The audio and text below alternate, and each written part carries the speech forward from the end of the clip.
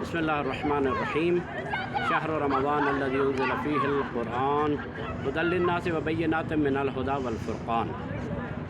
مومنین مومنات، 1446 ہجری کا رمضان المبارک کا چوتھا روزہ ختم ہو گیا۔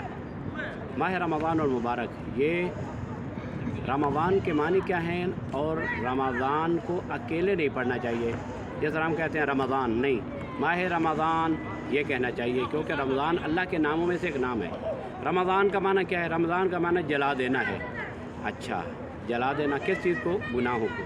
ہم اور آپ جس چیز کو جلاتے ہیں اس کی خاکستر رہ جاتی ہے، خاکستر رہ جاتی ہے، اس کے آثار رہ جاتے ہیں، لیکن خدا ذوالجلال نے ماہ رمضان المبارک کو ایسا گناہوں کو جلانے والا مہینہ قرار دیا ہے کہ جس کی خاکستر ہی باقی نہیں رہتی، جس کا کوئی اثر بھی باقی نہیں رہتا ہے۔ کیا مطلب؟ گناہ خدا معاف کرتا ہے اور گناہوں کے آثار بھی مٹا دیتا ہے، اور اس سے بڑھ کر کیا، ہمارے گناہوں کو مٹا کر ان کے آثار کو ختم کر کے ان کی جگہ پر اللہ تبارک و تعالی ہماری نیکیاں لکھ دیتا ہے۔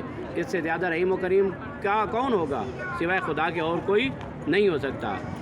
اگر ہم نے اپنے گناہوں کو جلانا ہے تو آئیے ماہ رمضان المبارک کی برکتوں اور مغفرت اور رحمت سے استفادہ کریں۔ صلی اللہ علی محمد و آلہ الطاہرین۔